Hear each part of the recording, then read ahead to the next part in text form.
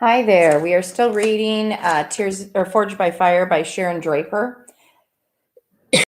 and we are on chapter 6.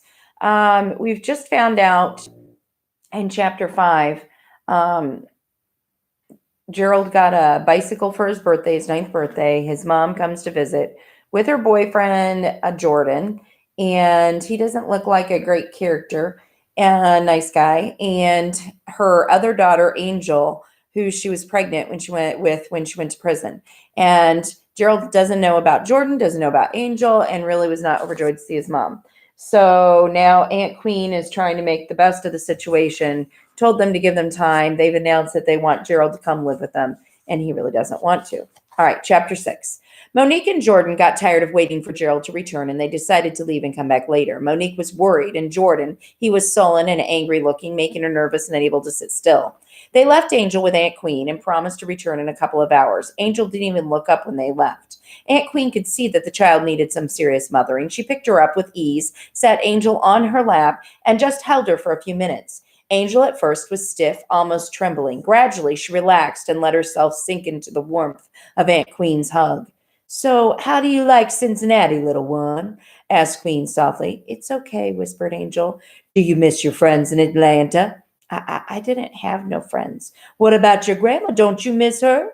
"She used to yell a lot. She said what she was glad that I was leaving. She said I cried too much." Queen tensed with anger, but she didn't want to show Angel. "It's okay to cry, little one," said Queen, as she held the trembling little body. "Nobody's going to yell at you no more, you hear?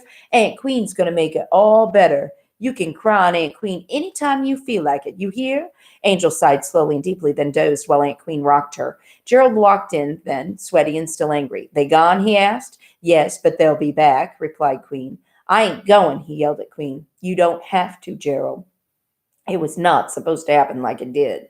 She told me she was going to ask you if you'd like to come and visit one weekend to get to know her again. And Jordan, and this little darling here, that's all. Ain't nobody going to take you away from me, you hear?" "Yeah, I hear you," replied Gerald grudgingly. "She just got carried away with the excitement of seeing you. Didn't mean no harm." Glancing down at the fragile bit of life in her lap, Aunt Queen asked Gerald, "Tell me, what do you think of your little angel here?" "She's awfully pretty," replied Gerald, "but she looks real sad." "I don't think she's had a very happy life, Gerald. I wish I'd had her with me, with us. We would have put a smile on that face and some meat on those bones." Gerald laughed. "She's so little and skinny, she looks like she'll break." Angel opened her eyes and smiled at him. "Can I see your bike?" she asked. "I ain't never had a bike of my own." "Me neither," said Gerald, "till Aunt Queen got it for my birthday. Come on, I'll teach you how to ride." "I can't ride that big old bike," said Angel as she climbed down from Aunt Queen's lap. "I won't let you fall," said Gerald, laughing as they headed outside, and Queen interrupted them. "Why don't you take off those hot black stockings, honey? It's a real nice day outside." Angel looked truly frightened. Her large eyes looked like those of a deer frozen in fear by a hunter's gun. "Oh, no, ma'am. I can't. Mama would get me. Mama would get me." "Okay, honey," soothed Aunt Queen. "You can keep 'em on. I just wanted you to be more comfortable." Queen looked troubled as they left. That child was terrified of something. She knew something was not quite right. "I'm going to have a good talk with Monique when she gets back," mused Queen. "That baby's missing some loving in her life, and I suspect she's got some hurting in her life that I'm going to put a stop to." Queen watched them from the window. Gerald had friends in the neighborhood, but nobody really close. She didn't remember ever having seen him play with a girl, but she smiled as she watched the two children in the backyard. Gerald, tough, brown, and wiry, seemed almost gentle as he helped the fragile, pale child balance on the bicycle. And when the bike got off balance, he caught her and broke her fall, letting the bike hit the dirt rather than Angel. Then he brushed the dirt off her dress and helped her to get a speck out of her eye. He was almost protective of her.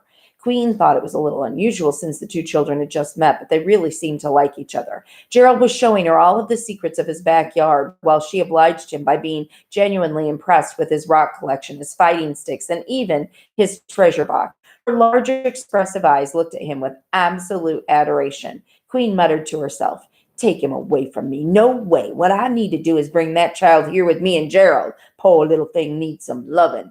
And suddenly Queen felt flushed and warm. She felt dizzy, then faint, and she couldn't breathe. Her arms were tingling. She shook her arms and her head, trying to clear the thickness that was overtaking her. But she tried to call out to Gerald, but the pain in her chest made it feel like it was going to explode. She gasped and then fell out of her wheelchair with a soft thud. Chapter 7. Gerald and Angel burst in the door together, laughing. "Hey, Aunt Queen," Gerald began. "Can we have some what?" He stopped suddenly and screamed, "Aunt Queen! Aunt Queen, what happened?" Queen did not respond. Her eyes were rolled back and she didn't seem to be breathing. "I got to call 911, Angel, right next door, and call Mama. Do you know her number?" Angel, glad to have something to do, nodded, terrified, and left. She could hear Gerald screaming into the telephone. "Come quick, it's my aunt. She fell out of her wheelchair. She's not breathing." Yes, the address is 6254 Chambers Street. Please hurry. He remembered seeing CPR on TV, but no one had ever given him lessons. He tried anyway. He crawled over to Aunt Queen on the floor, tears streaming down his face. He tried to breathe right into her tight and silent lips. "Don't die, Aunt Queen," he moaned. "Please don't die." He could hear the sirens in the distance. As the ambulance screamed in the driveway, Gerald jumped up to rush the paramedics to Aunt Queen. He almost bumped into Angel, who was coming back into the house. "Did you call them here?" he nearly screamed at her. "There was nobody home next door. I even tried the next house. I'm sorry, Gerald. Don't be mad at me." "Sorry, I didn't mean to yell. Come on, the ambulance is here. You can call Mama while they're helping Aunt Queen." The ambulance drivers, dressed in blue, seemed to Gerald to take an awfully long time while they poked and measured and assessed Aunt Queen. "Is she going to be all right?" he asked. "We're doing our best, young man. Did you see her fall?" "No, we were outside. We came in and she was just laying right there." Well, you did the right thing by calling us so quickly. We're going to take her to the hospital now. Is there another adult around?" Angel spoke up. "My mama's coming." Then she looked at the ambulance driver. "I remember you. You tell funny stories." And the driver glanced down at her. "Of course. How you doing, Pumpkin? No more breaks and bruises, right?" Angel looked scared then, and she ran and hid behind Gerald. The driver looked at him and said, "Take care of her, kid. I got to go. Your aunt's going to be at General Hospital." Gerald looked at Angel with puzzlement. "What was that all about?" "Oh, he came to my school on safety day," Angel said without looking at him. Gerald was about to say something else when Monique burst in through the door.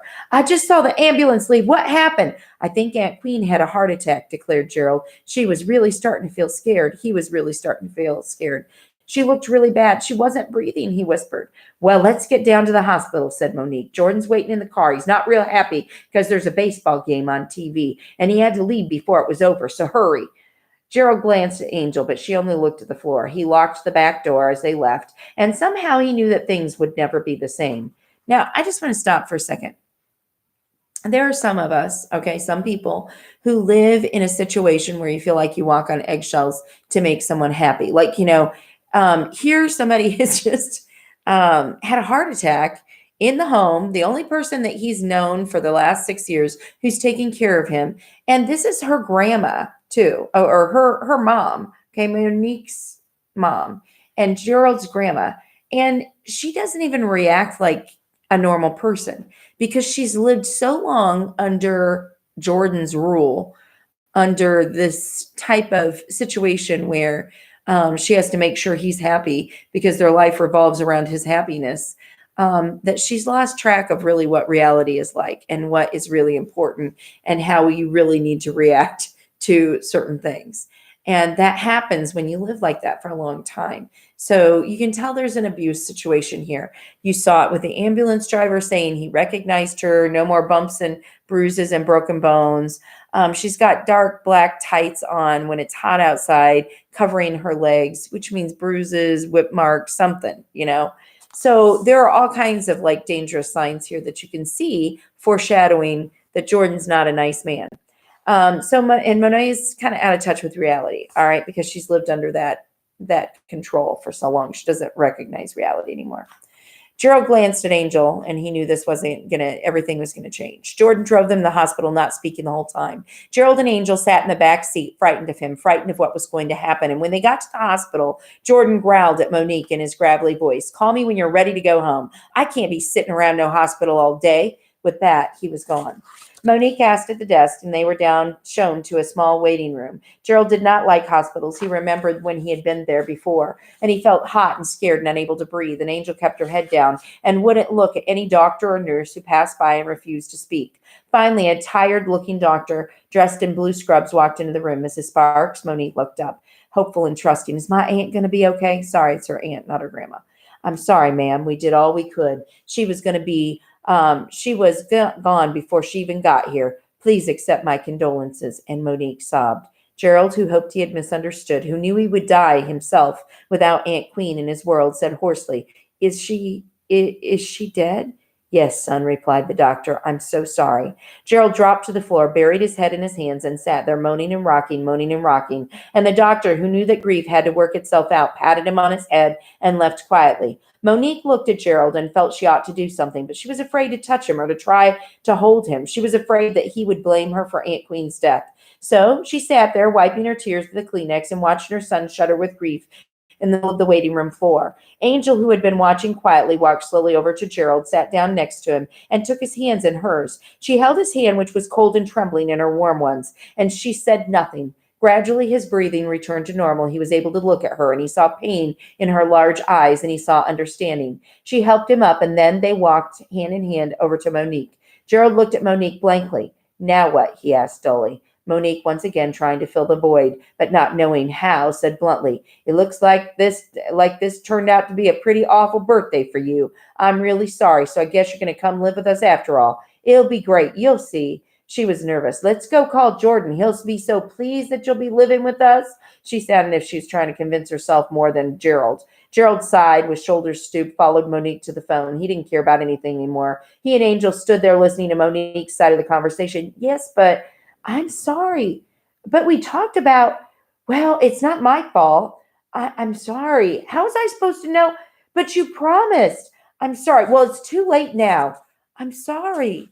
It'll be all right. You'll see. I'm sorry. She hung up the phone, turned to the children, smiled brightly, and said, he's really happy about it, Gerald. Really, he is. Gerald just looked at her and sighed. The only thing that kept him from bolting out of the hospital door and down the street into the darkness forever was the warm little hand that held his, passing its fragile strength to him. An angel finally spoke. I'm sorry about Aunt Queen, Gerald. She gave real good hugs. Gerald squeezed her hand and smiled a little. She sure did, Angel. The best in the world. So who's going to hug us now? That's the end of chapter 7. We'll resume with chapter 8 later on. Thanks.